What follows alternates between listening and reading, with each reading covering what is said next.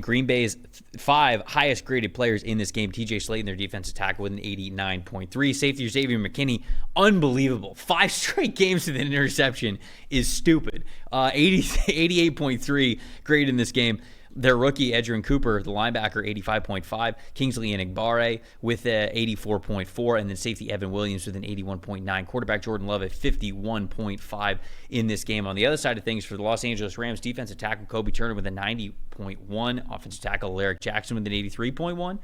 Rookie edge rusher Jared Verse with a 76.7. Defensive tackle Bobby Brown with a 75.7. Wide receiver Jordan Whittington with a 75.2. And then quarterback Matthew Stafford with a 54.4. I'll start with things because it's something that I've been sort of wanting to talk about here on the show for the last couple of weeks, because I feel like I had a hunch and now we've got enough evidence and data to be able to actually talk about this. The Rams in the first half. You talk about the Jets struggle in the first half. We talk about the Steelers struggle in the first half. Rams are the sneaky team that are also very bad in the first half. They were also averaging 6.4 points in the first half per game before this week. That was third lowest in the NFL. They had a negative 0.169 EPA per play in the first quarter this year. That is 25th in the NFL. And their 0.019 EPA per play in the second half is 6th. So it's the same thing as the Jets. It's the exact same script that you set up with the Jets. The first quarter, cheeks. It's bad. They cannot figure it out. They cannot get out of the gate and start hot. The second half, they're almost a top 5 offense in the NFL. So I love the Matt Stafford and Sean McVay connection to where, like, if you give them 3 quarters to figure it out, they're going to put the foot down. They're going to be on your ass in the fourth quarter. They're going to make sure this is a football game now at the fourth quarter. You got to figure it out at the beginning. You're wasting a quarter of play. You're wasting a half a play. So, to me, the stat that told the story is this is a 5-point loss here for the Los Angeles Rams that I feel like this could have been an easy, I don't want to say easy win. This was a plausible win for them if they get out of the gate faster. 0 points in the first quarter. Again, this game, they had 13 in the second quarter. So, okay, you make up for it a little bit, but got to start quicker for the Rams. Even through all the circumstances, the injuries they have and the unfamiliarity, I get it. You clearly are getting things down when you get to the third and fourth quarter. You got to be able to start out faster than the Rams started out. What about you? I think the Rams' problem is pretty simple. They just can't pass protect. It's the injuries up front have just killed this team. And when you have an older quarterback who doesn't move like he used to in Matthew Stafford, look, he was pressured on a third of his dropbacks, which is actually less than I thought it would be. 43.8 passing grade under pressure, though. He doesn't throw under pressure like he used to because he doesn't move like he used to. Packers had a 60% pass rush win rate in this game. The Rams a 38.2 pass pro grade.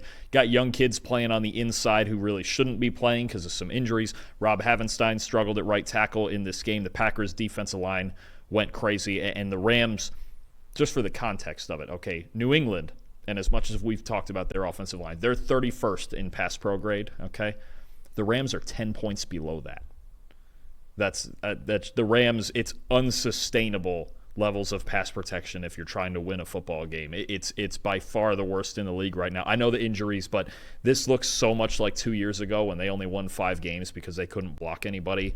They need to get these guys healthy on the inside, especially, or they're just a mess. If you can't pass protect, especially at the level that they're not pass protecting, it ain't happening. I'm giving a shout-out to Jordan Whittington, the Rams rookie wide receiver, for his performance in this day. Caught a team-leading 7 of 10 targets for 89 receiving yards and a 73.5 receiving grade. He has the 6th highest receiving grade of all rookie wide receivers.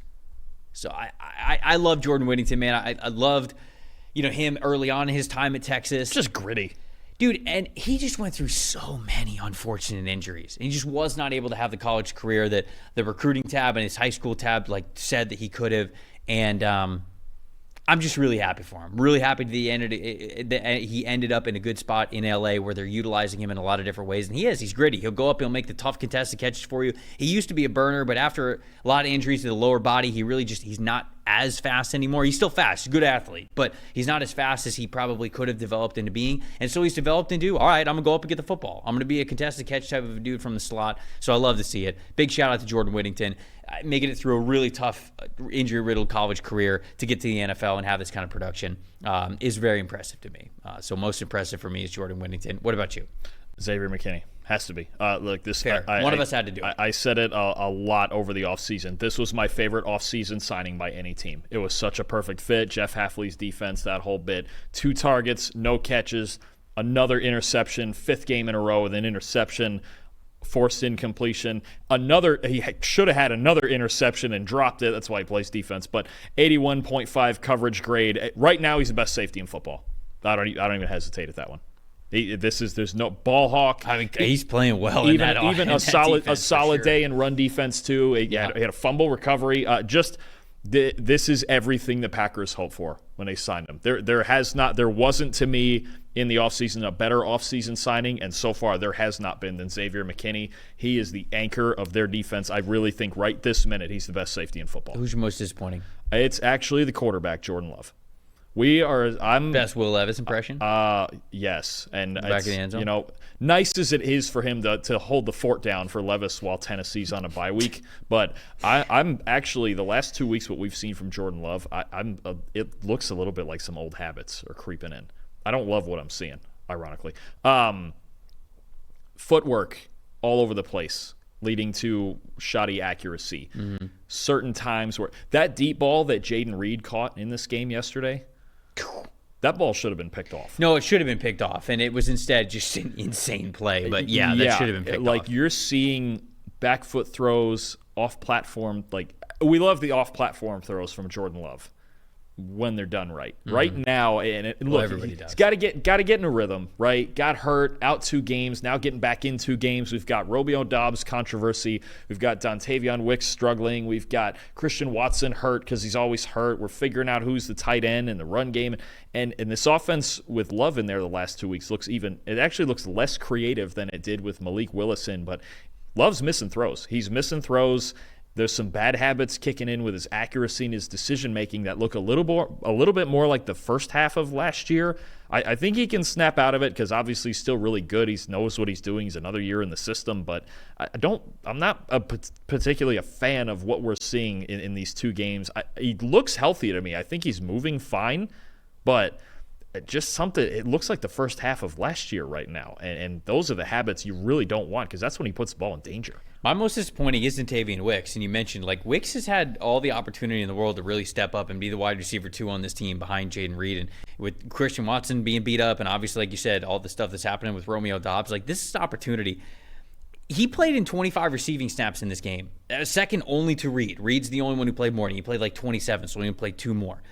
Wicks, another 2 drops on the year, 52.9 receiving grade. He caught 2 of his 7 targets. He has been disappointing this entire season.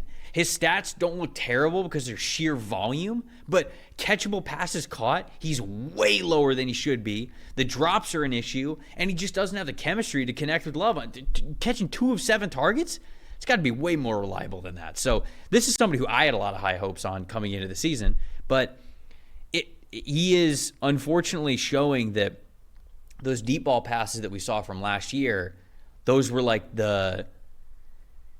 hey, this is how you use him in the offense, not a hint of what's to come, of what could be more. It feels like he might just be that one-dimensional deep threat for them, and they're trying to make him more, and he's just not really rewarding him for that time that they're giving him on the field.